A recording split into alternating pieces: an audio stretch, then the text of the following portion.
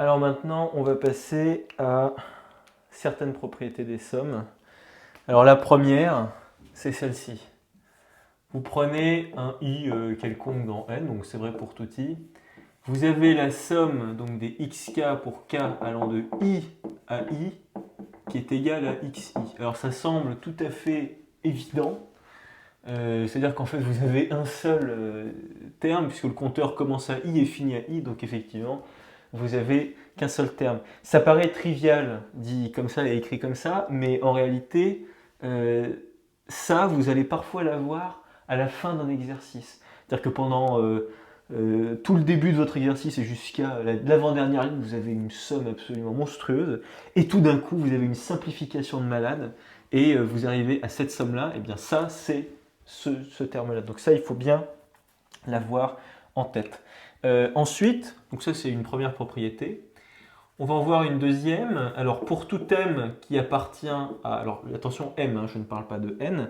Alors pour tout m qui appartient à n étoiles, et on va prendre tel que on a aussi n qui est supérieur ou égal à m plus 1, on va voir pourquoi.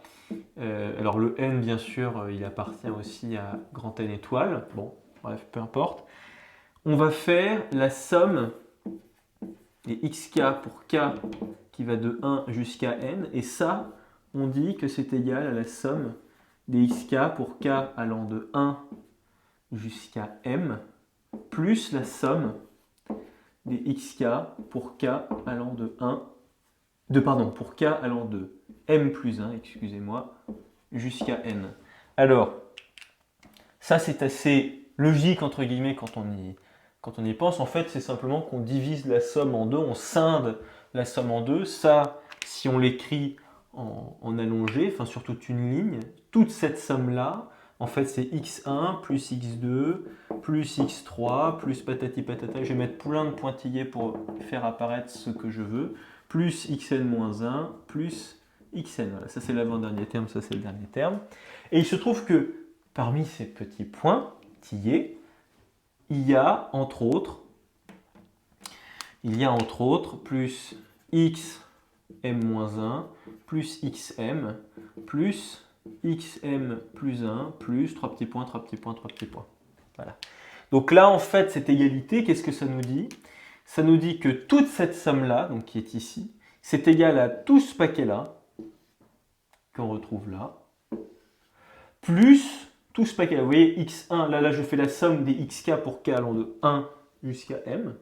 Et ensuite, je fais plus tout ce paquet-là, c'est-à-dire le paquet qui commence par des xk, avec k qui commence à m plus 1 et qui va jusqu'à n. Voilà. Donc là, vous avez cette égalité-là. Alors, elle est aussi apparemment triviale, mais en réalité, elle est extrêmement utile. Alors là, j'ai divisé en deux, vous pouvez le diviser en plus. Vous pouvez très bien dire jusqu'à un certain L, par exemple, et ensuite de L jusqu'à M, puis de etc. etc. Mais, alors à quoi est-ce que ça peut servir? Eh bien, ça peut servir dans le cas, parfois, où vous avez des inégalités. C'est-à-dire qu'en gros, vous voulez prouver que cette partie-là est plus petite qu'une certaine valeur. Celui-là, c'est aussi plus petit qu'une certaine valeur, etc.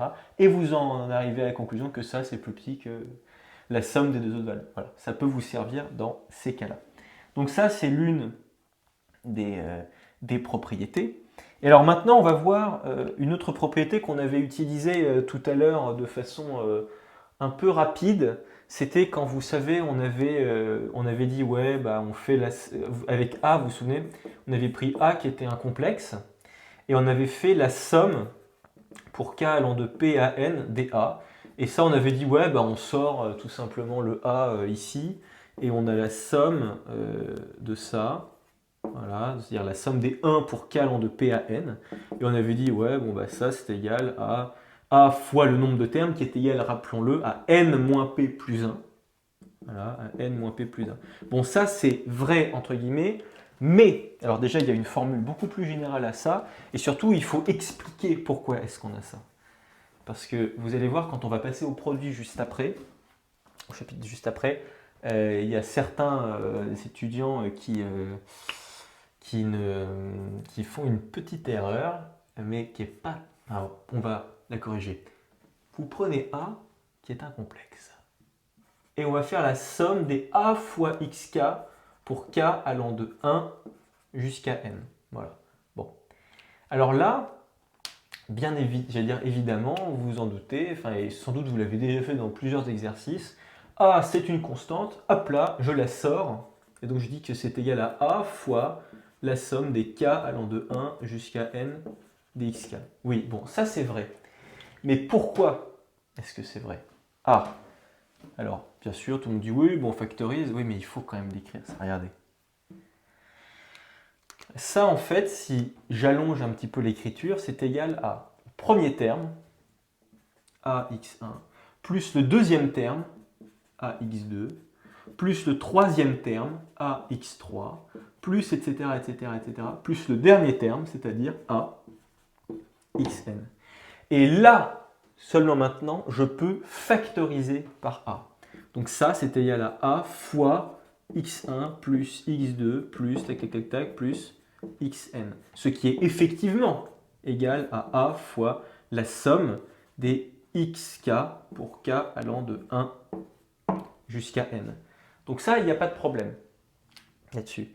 Mais il faut bien comprendre que cette relation-là, elle vient du fait qu'on a évalué, on a bien pris là le premier terme, plus le deuxième terme, plus le troisième terme, et après on factorise a par rapport à tous ces termes-là qu'on a mis ici, x1, x2, jusqu'à xn. Alors, soit dit en passant, vous vous souvenez que ce qu'on avait dit, c'est que k ici, il est muet. Il est muet, c'est-à-dire qu'on aurait très bien pu mettre ici, par exemple, i à la place de k. Donc, j'aurais très bien pu dire que ça, c'est la somme c'est a fois la somme des xi pour i allant de 1 jusqu'à n. Ça aurait été absolument pareil, puisque ça, c'est effectivement cette somme-là. Mais alors, faites très très attention, parce que ici, on parle d'une constante. Ok, on parle d'une constante. Je vais juste remettre k ici. Mais, en réalité, c'est plus subtil que ça. Ça, vous pouvez l'appliquer si et seulement si, en gros, a, là, ne dépend pas de l'indice k qui est ici, de l'indice muet. Ah ouais, parce que imaginez qu'au lieu d'avoir une constante a, c'est-à-dire un truc qui ne bouge pas, imaginez que vous ayez une suite de nombres, imaginons par exemple des AI, voyez, AI, avec i qui appartient à un m. Ça veut dire qu'en gros, vous avez une suite A1, A2, A3, tac, tac, tac, tac, tac, AM. Vous avez tous ces nombres-là, voilà, qui sont des complexes, hein, donc les AI qui appartiennent à C. Et je vais mettre le I là, I là, I là, voilà. Eh bien, vous prenez tous ces AI, donc A1, A2, A3 jusqu'à AM.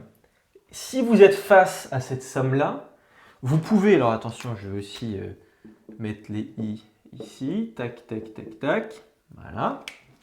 Ça, c'est vrai pour tout I qui appartient à un M, bon, peu importe. Là, je peux passer de là à là, simplement parce que AI ne dépend pas de K. Ça, c'est super important. Et vous allez voir que, là, je vais juste changer un truc pour que vous notiez l'importance qu'il y ait une liaison ou pas entre les indices qui est là et le compteur qui est ici. Voyez, ça, c'est égal à ça, c'est égal à ça, c'est égal à ça. Ok, pas de problème. Mais maintenant, si jamais mon compteur, c'est plus K ici, pardon, mais si jamais c'était I, ah mais là, ça change complètement. C'est plus du tout égal à ça. Là, la somme que je vais avoir, mon compteur, c'est I maintenant, c'est plus K. Donc mon indice muet, voilà, c'est là, c'est lui. Et donc alors, qu'est-ce que je vais avoir? Mon premier terme, ça va être quoi? Ça va être A1 xk. Ah oui, mon K, maintenant, il est fixé, quoi. En gros, il ne bouge plus, c'est plus mon compteur. Donc je l'écris comme ça, tu vois. A1 xk plus A2 xk plus A3 xk. Oh, il bouge beaucoup, lui, le tableau là. Plus 3 petits points. Et je vais jusqu'à... Alors oui, alors du coup, j'avais fait appartenir I à 1M. Donc lui, il va aller jusqu'à M. Voilà. Plus AM xk. Vous voyez? Et donc là, ça me donne, en fait, là je vais factoriser par quoi? Bah, certainement pas par AI. Je factorise par xk. Je factorise par xk fois A1 plus A2 plus A3 plus tac tac tac tac tac plus AM. Et donc ça, c'est effectivement égal à la somme, à xk, pardon, fois la somme des AI pour i allant de 1 à m. Voilà. Donc là, celui qui est sorti de la somme, celui que j'ai fait sortir de la somme, c'est, je me suis trompé de bouchon, c'est celui qui ne dépend pas de l'indice. Ici, c'est xk. Voyez. Donc faites très attention. C'est pas vraiment une histoire de constante, bon, même si c'est vrai. Là, dans l'exemple qu'on a pris tout à l'heure, c'était une histoire de constante. Pour vis-à-vis plutôt du compteur qui est ici, xk c'est une constante. Voyez. Mais ça peut tout à fait, mais xk, tu voyais, je peux prendre une suite de nombres xk, c'est pas forcément une constante, ça peut être une variable, mais en tout cas, elle ne dépend pas du i qui est là, qui lui est le compteur, et qui fait varier simplement les ai qu'on a ici. Voilà. Donc ça, c'est une propriété très importante. Enfin voilà. Maintenant, on va voir une dernière. C'est celle où, alors attendez, vous savez quoi, on va tout enlever. C'est celle où on fait la somme des xk plus yk. Alors, c'est-à-dire qu'en gros, ce que je prends, c'est une somme des xk plus yk, vous voyez, avec mon compteur k qui va de 1 jusqu'à n. Et bien là encore, alors c'est pas du tout scinder la somme en deux. Ça n'a plus, c'est plus vraiment ça la logique. Mais en gros, si vous voulez, vous pouvez faire ça. Enfin, c'est pas la propriété, c'est ça. C'est que cette somme-là, c'est égal à ça. C'est égal à la somme des xk plus la somme des yk, toujours pour k allant de 1 jusqu'à n dans les deux sommes. Pourquoi est-ce qu'on a ça? Alors là encore, si vous écrivez ça en ligne, on va bien le voir. Là, pour le premier terme, c'est quoi? Donc ça, tout ça, c'est mon terme. Hein. Xk plus yk, c'est le terme de ma somme. Premier terme, c'est quoi quand k vaut 1? C'est x1 plus y1. Ok. Mon deuxième terme, quand k vaut 2, c'est x2 plus y2. Ça, c'est mon deuxième terme. Premier terme plus deuxième terme. Plus troisième terme, quand k vaut 3, donc x3 plus y3 plus tac, tac, tac, tac, tac. Et je vais jusqu'au dernier terme, c'est-à-dire plus xn plus yn. Ça, c'est mon dernier terme. Bon.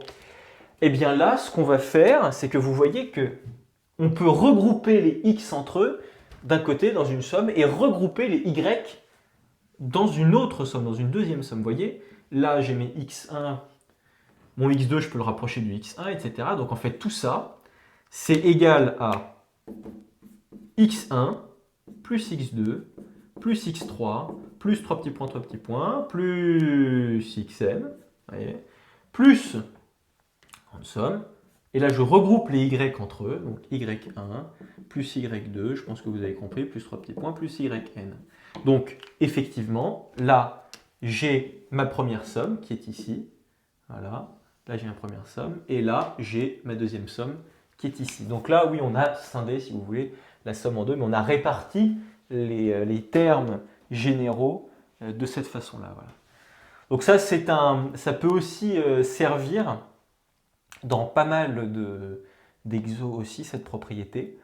Et, soit dit en passant, ça peut être sympa de noter encore une fois au niveau des indices, parce que pour bien se familiariser avec la notion de discret, enfin d'indice discret, c'est que ici on a utilisé k comme indice qui se référait à xk et yk.